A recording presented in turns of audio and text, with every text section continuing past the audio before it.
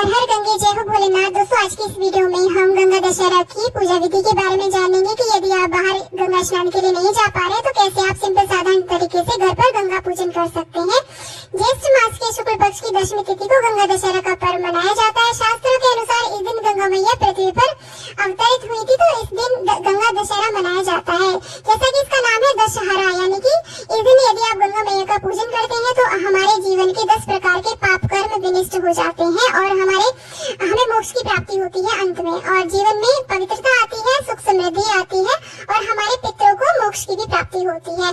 तो आज के दिन शिव जी का विशेष रूप से पूजन किया जाता है। तो एक चौकी बिछाइए, उसके ऊपर आप शिव परिवार स्थापित करें और इस तरीके से आप गंगा जल अवश्य रूप से स्थापित करें। यदि आपके पास गंगा जल की कोई बोतल है, केन है, कलस्त्री है, जो भी है गंगा जल घर में जो भी है, आप उसको इस तरीके से आप पूजा में जरूर स्थापित करें। आप उनका भी पूजन कर सकते हैं। तो यहाँ पर मेरी गंगा जल है, उसमें गंगा जल भर के मैं इस तरीके से साइड में विराजमान कर रही हूँ। और आज के दिन गंगा जल से शिव जी का यानी कि शिवलिंग का अभिषेक जरूर करना चाहिए। साथ में देखिए धूप दीप की हम यहाँ पर स्थापना कर लेते हैं इस प्रकार से, क्योंकि गंगा मैया जब पृथ्वी पर अवतरित हुई थी तो सर्वप्रथम भोले शंकर ने उन्हें अपनी जटाओं में समाहित किया, उसके बाद ही वो धरती पर आ पाई।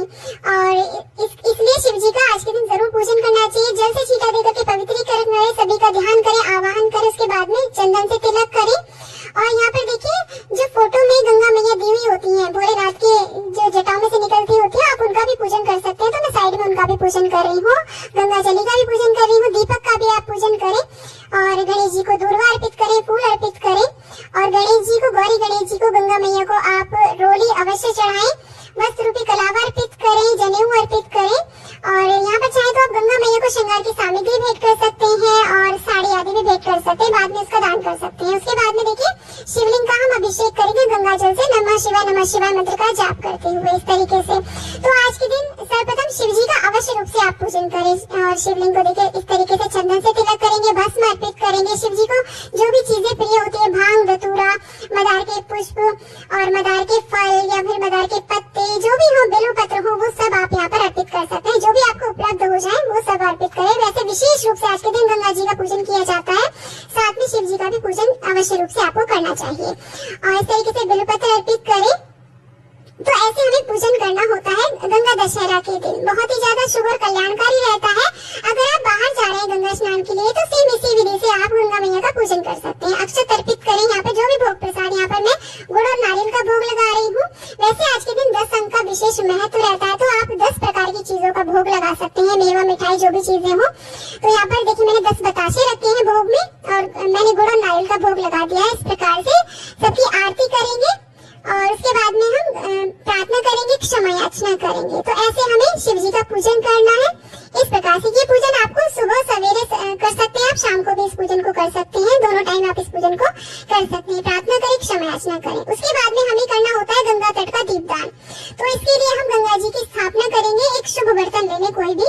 तो ये जो दीपदान है ये हमें या तो सूर्योदय से पहले करना है या फिर शाम को सूर्यास्त के बाद करना है, जो कि गंगा के तट पे किया जाता है। गंगा में दीपक प्रवाहित करके भी किया जाता है। तो शुभ बर्तन का अर्थ है जो बर्तन झूठा ना माना जाता, उसमें आप सर्वप्रथम गंगा जल डालें थोड़ा सा, फिर उसे जल से भर लें। तो यहाँ पर हम देखिए हाथ में कुछ अक्षत पुष्प लेकर के हम गंगा मैया का आवाहन करेंगे, यानी कि कटौती में अपनी में हम गंगा मैया की स्थापना कर लेंगे। इस प्रकार से प्रार्थना करेंगे कि हमारी गंगा मैया इसी में विराजमान हो जाए। यहाँ पर इस तरीके से देखिए हम अक्षत पुष्प इसमें छोड़ देंगे। जो भी आपके पास फूल हो, आप 10 प्रकार के फूलों का भी प्रयोग कर सकते हैं या 10 फूलों का भी आप प्रयोग कर सकते हैं। और इसके बाद में हम यहाँ पर हल्दी, कुमकुम, अक्षत, रोली, चंदन, जो भी पूजा की चीजें होती हैं वो सब यहाँ पर अर्पित करें गंगा मैया में। और जो भी गंगा के किनारे हमने बनाए, यानी कि जो परात हमने ली है, उसके चारों ओर भी आप अवश्य रूप से टीका करें। तो आज के दिन 10 अंक का विशेष महत्व रहता है। आप गंगा स्रोत का पाठ कर सकते हैं, भोलेनाथ के मंत्रों का जाप कर सकते हैं, गंगा मैया के मंत्रों का भी आप जाप कर सकते हैं। उसके बाद में दीपदान के लिए आप इस तरीके से पीपल के पत्ते ले सकते हैं, पान के पत्ते ले सकते हैं, आम के, अशोक के पत्ते ले सकते हैं और केले के पत्ते से भी आप दीपक बना सकते हैं। और ऐसी खड़ी जोत आपको बनानी होती है दीपक, आप देसी घी के या तिल के तेल का भी जला सकते हैं। तो आज के दिन 10 दीपक जलाने का विशेष विधान माना जाता है। इसके अलावा आप जितने चाहें उतने दीपक आप जला सकते हैं, 5, 7, 11, 21, 51।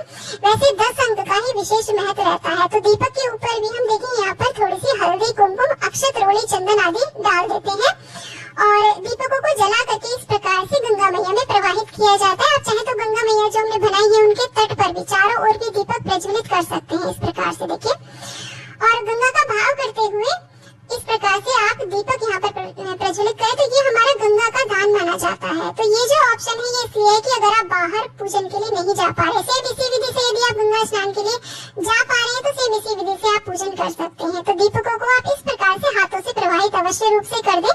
उसके बाद में गंगा मैया में जौ बोई जाती है, थोड़े से जौ जरूर अर्पित करें गंगा मैया में, और हाथ में कुछ दक्षिणा यानी कि सिक्के रूपी दक्षिणा आप गंगा मैया में डाल दें। आप यहाँ पर दूध की धार भी चढ़ा सकते हैं गंगा मैया को, और इस तरीके से जो भी भोग सामग्री आपके पास हो वो गंगा मैया में अवश्य रूप से डालें। इसके बाद में हम गंगा मैया की आरती करेंगे, प्रार्थना करेंगे, क्षमा याचना करेंगे। दोस्तों गंगा स्नान के नियम क्या है? ये दीपक शांत हो जाते हैं उसके बाद में आप इस जल को इधर उधर बिल्कुल भी ना फेंकें। इस जल को सबसे पहले तो घर में छींटा दे दें अच्छी प्रकार से, बहुत ही पवित्र ये जल होता है।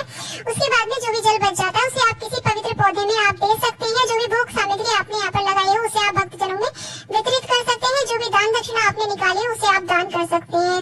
तो इस प्रकार से आपको घर पे सरल तरीके से गंगा दशहरा का पूजन करना होता है। उम्मीद करती हूँ कि वीडियो आपको अच्छा लगा होगा। वीडियो अच्छा लगा तो लाइक शेयर, चैनल को जरूर सब्सक्राइब करें और कमेंट बॉक्स में गंगे मैया की जय आप अवश्य लिखें। दोस्तों मेरी वीडियो में अंत